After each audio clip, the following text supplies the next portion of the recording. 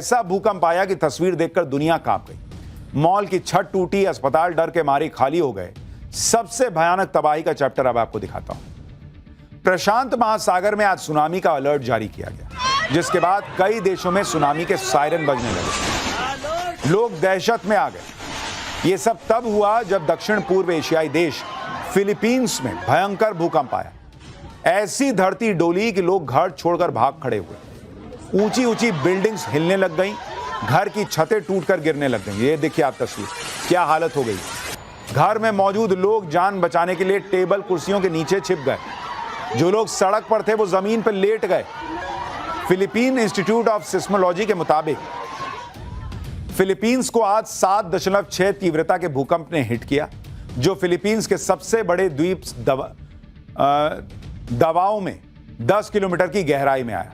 आधे घंटे तक 5.9 की तीव्रता और 5.6 की तीव्रता के कई झटके महसूस किए गए, जिसके बाद पैसिफिक सुनामी वार्निंग सेंटर ने सुनामी का अलर्ट जारी कर दिया। भूकंप की तीव्रता 7.6 का मतलब है कि बहुत ताकतवर था। रिक्टर स्केल पर 7 या इससे ज्यादा वाले भूकंप बड़े नुकसान पहुंचा सकते हैं। इमारतें गिर सकती हैं। आप देखिए लोगों में कैसे पैनिक आ गया बॉस। शहर के शहर तबाह करने वाला भूकंप था ये। इसी आशंका ने आज फिलीपींस को दहला दिया। एक तरफ आफ्टर शॉक्स का खौफ था, तो दूसरी तरफ सुनामी का डर। इस डबल अटैक के लिए दुनिया कितनी तैयार है, एक एक डिटेल आपको बताऊंगा। फिलीपींस के दक्षिणी हिस्से में आज सुबह भयंकर भूकंप आया। 7.6 की तीव्रता वाले इस भूकंप के बाद पूरा इलाका थर्रा उठा। भूकंप के बाद भगदड़ और खौफ की जो तस्वीरें आई वो तो और डराने वाली। भूकंप आते ही सड़कों पर भीड़ निकल आई। ऊंची ऊंची बिल्डिंग्स में सबसे ज्यादा खतरा था। ऐसे में लोग दौड़ते हुए बिल्डिंग्स के बाहर भागे। देखिए सड़कों पर भीड़ लग गई बॉस। खौफ की तस्वीर एक और देखिए अस्पताल की, जहां भूकंप आते ही मरीज और तीमारदार सड़कों पर निकल आए। फिलीपींस की एक एक तस्वीर आपको दिखा रहा हूं। सड़क का हाल देखिए क्या हो गया था। लोग घरों से बाहर आकर खड़े हो गए थे।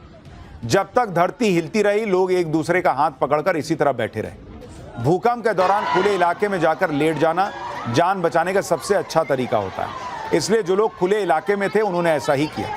सबसे ज्यादा भगदड़ तो वहां देखी गई जहां चारों तरफ बिल्डिंग्स थी। लोगों को समझ ही नहीं आ रहा था कि बचने के लिए कहां भागे। भीड़ भाड़ वाले बाजार में चीख पुकार मच गई। जो लोग खुले इलाके में थे, जिनके पास बचने का मौका था, वो तो बच निकले, लेकिन जो लोग बाजार और मॉल में थे, भाई वो बड़ी मुसीबत में फंस गए। भूकंप इतना जोरदार था कि खतरा चारों तरफ था।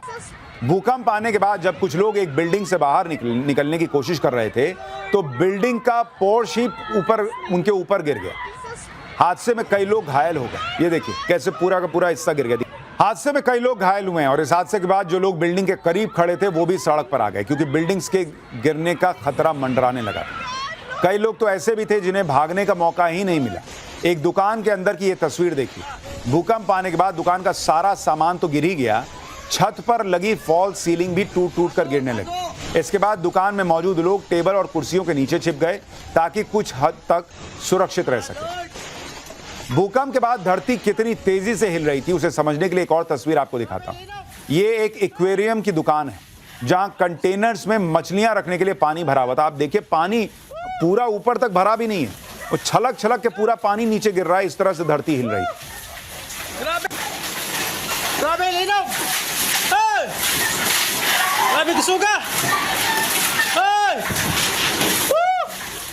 सोच रहे हैं कितना जबरदस्त भूकंप रहा होगा। ये ऐसा लग रहा है कोई ऐसे से हिला रहा है तब एक्वेरियम से पानी गिर रहा है।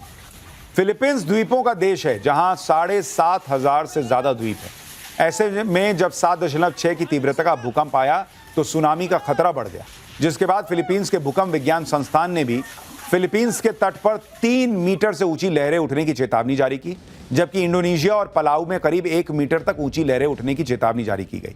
अमेरिकी सुनामी चेतावनी सिस्टम ने 300 किलोमीटर के दायरे में खतरनाक लहरों की संभावना जताई है। सुनामी के अलर्ट के बाद समंदर में गए मछुआरों को भी वापस बुलाया गया। लोगों को भी समंदर किनारों से दूर किया गया। जब समंदर के किनारे सुनसान पड़े तब शहर में आफत मची हुई। फिलीपींस के एक स्कूल का हाल देखिए। क्लास में बच्चे पढ़ाई कर रहे थे, तभी भूकंप के झटके शुरू हो गए। बच्चों ने पहले तो एक दूसरे का हाथ पकड़ लिया, लेकिन जब झटके तेज हुए तो बच्चों ने चेयर को अपने ऊपर उठा लिया ताकि अगर कोई हादसा हो तो बच सके।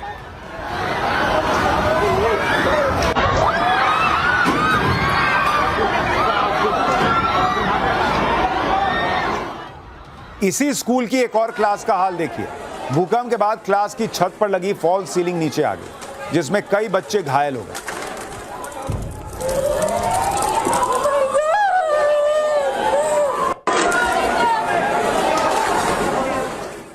अब एक कंस्ट्रक्शन साइट की तस्वीर देखकर तो हर कोई डर जाएगा। जब भूकंप आया तो कुछ मजदूर एक निर्माणाधीन बिल्डिंग के ठीक ऊपर खड़े थे। भूकंप के बाद पूरी बिल्डिंग जोर जोर से डोलने लगी।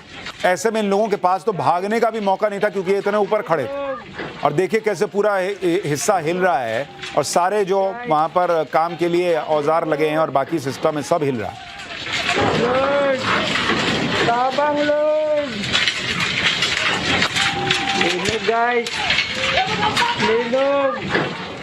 भूकंप में जान बचाने के कई तरीके हैं। फिलीपींस के लोग इससे वाकिफ भी हैं, लेकिन जब भागने का कोई मौका ही ना हो तो कोई क्या कर सकता है।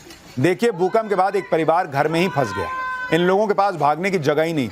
ऐसे में सभी लोगों ने एक दूसरे का हाथ पकड़ लिया। जो बुजुर्ग लोग थे वो कुर्सी को पकड़कर बैठ गए। भूकंप के समय जान बचाने का सबसे अच्छा तरीका भी यही है कि पैनिक में नहीं आना है, और इस परिवार ने वही किया। आप देखिए, लेकिन जिन लोगों के पास भागने का मौका था उन्होंने सेकंड भर की भी देरी नहीं लगाई। देखिए, एक दुकान के बाहर कुछ लोग बैठे थे। जैसे ही भूकंप आया, सभी ने एक साथ दौड़ लगा दी।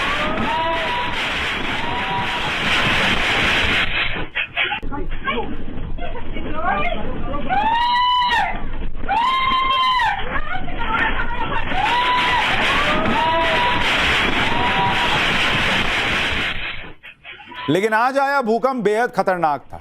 7 की तीव्रता से ऊपर जब भूकंप आता है तो धरती कैसे कांपने लगती है, इन तस्वीरों को देखकर ही अंदाजा लगाया जा सकता है। देखिए, ये लोग घर से बाहर निकलकर खेत में आ गए, लेकिन इसके बाद भी अपनी जगह पर खड़े नहीं हो पा रहे हैं। महिलाओं ने तो पेड़ को पकड़ रखा है। ऐसी हालत कह ना रहे हैं कि बहुत तेज भूकंप था भाई।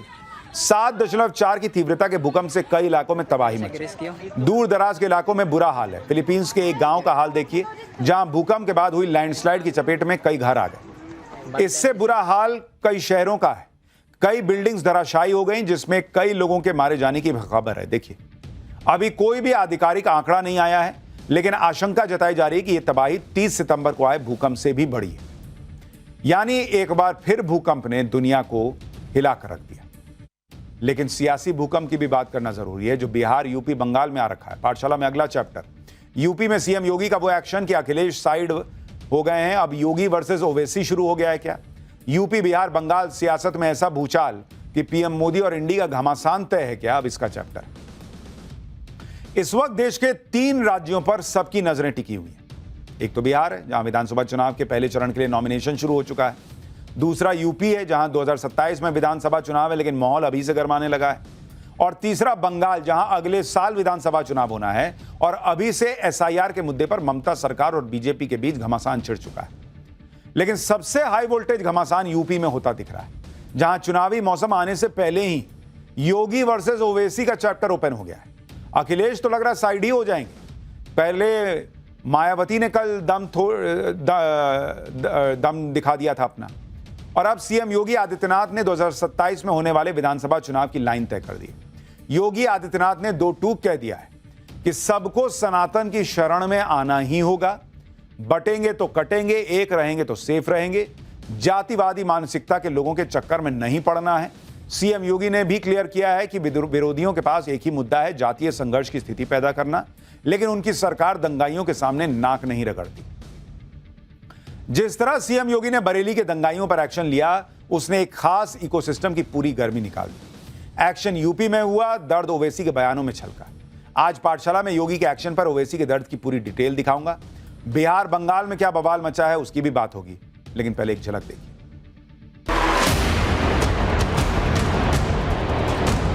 वही सामाजिक न्याय के राज की स्थापना हो, उसके लिए हम लोग संघर्ष करते रहेंगे।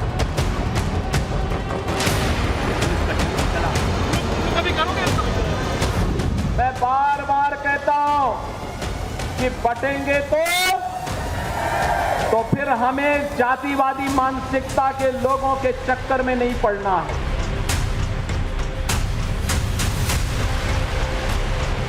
हम जो बोलते हैं बटेंगे तो कटेंगे, ठोक दो, गोली मार दो, बुलडोजर चला दो।